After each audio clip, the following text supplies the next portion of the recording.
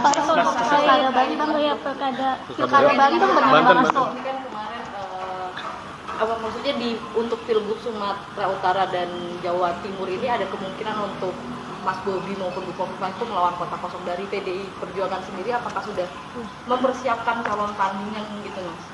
Ya, demokrasi ini kan ada ruang kontestasi, baik dalam kaitannya dengan ide, gagasan maupun figur. PDI Perjuangan di Sumatera Utara bisa mencalonkan sendiri. Di Jawa Timur kami juga sedang membangun kerjasama politik sehingga kota kosong itu tidak akan terjadi untuk Provinsi Jawa Timur dan Sumatera Utara. Karena ini juga mencerminkan aspirasi rakyat terhadap adanya alternatif calon pemimpin. Bagi PDI Perjuangan kami terus bergerak cepat, bahkan hari Selasa yang akan datang kami akan undang pers. Kami sudah mengadakan pelatihan tim kampanye pada batch yang ketiga. Sehingga bagi kami pilkada bukan sekedar figur, tetapi ini konsolidasi partai, ini pergerakan mesin partai, ini keyakinan pada ideologi, ini komitmen kepada rakyat dan tanggung jawab bagi masa depan. Sehingga berbeda dengan sebelumnya, kami saat ini lebih banyak berfokus di kabupaten kota terlebih dahulu, dan pelatihan sudah 3 kali diadakan oleh partai. Artinya menunjukkan pergerakan mesin partai dalam perencanaan strategis untuk memenangkan pilkada berdasarkan kekuatan mesin partai yang menyatu dengan rakyat itu terus dilakukan.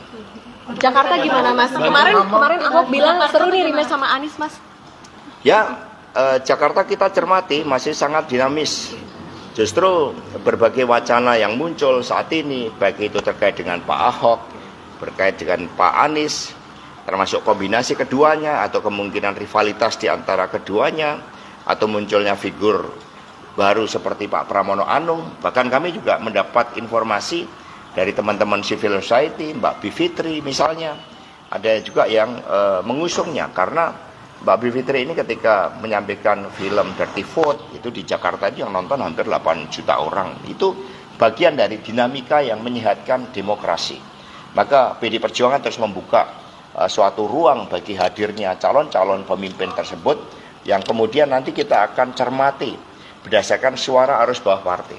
Muncul juga nama Mas Pramono Anung, di Jawa Timur muncul nama Ibu Tri Risma hari ini, di Jawa Tengah muncul nama Pak Andika, ada Pak Hendi, ada yang mengatakan Pak Andika juga cocok di Jakarta. Ini semua masih dicermati oleh PDI Perjuangan. Mas, untuk Jakarta Mas, itu kan ada dari PKS sudah mengusung Sohibul sama Anies Mas. Kalau dari PDI sendiri lihat Anies? Ya, tidak ada masalah partai lain untuk bergerak, kami juga bergerak, hanya beda strateginya. PDI Perjuangan bergerak dengan menyiapkan mesin politik partai, termasuk dengan pelatihan batch ketiga yang kami adakan Selasa depan di Puncak. Masing-masing punya strategi, tetapi PDI Perjuangan tidak akan mengambil keputusan yang tidak senafas dengan arus bawah partai, arus bawah rakyat. Itu yang diperhatikan oleh PDI Perjuangan. Jawa Barat Mas? Ya, Jawa Barat kami punya banyak calon, sudah ada komunikasi, termasuk dengan Pak Ridwan Kamil, kemudian Pak Deddy Mulyadi, Pak Bima Arya, kemudian dari kami ada Pak Ono Surono, yang semua sudah melakukan komunikasi politik. Lagi-lagi di Jawa Barat kami juga fokus terlebih dahulu di tingkat kabupaten kota untuk kami selesaikan.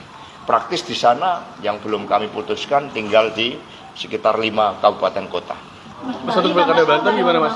Sejauh ini katanya ada skenario Airin Rano Karno begitu, respon begitu gimana Mas? Ya, Banten muncul nama dari internal PDI, ada Pak Rano Karno, ada Pak Ade Sumardi. Komunikasi dengan Partai Golkar termasuk dengan Ibu Airin telah dilakukan, bahkan dipimpin oleh Bapak Ahmad Basarah. Jadi kami membagi tugas di antara personel DPP.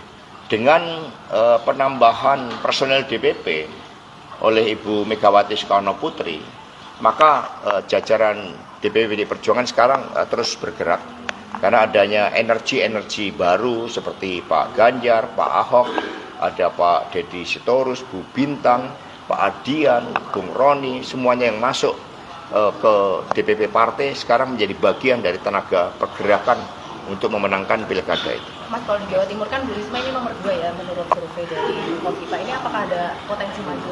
Ya, Bu Risma nomor 2 itu belum bergerak. Ya sama dengan survei Pak Andika di Jawa Tengah belum bergerak.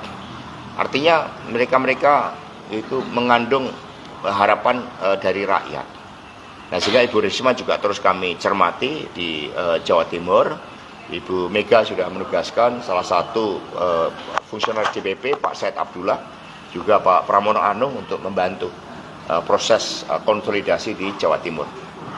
Untuk Bali bagaimana Mas? KPK Mas yang kemarin Mas Hasto. Dari Bali sudah kami siapkan dengan baik satu kesatuan, bahkan kami meyakini dengan melihat perkembangan di Jemberana, Kelungkung, kami nanti memiliki tingkat kepercayaan dari rakyat yang semakin besar.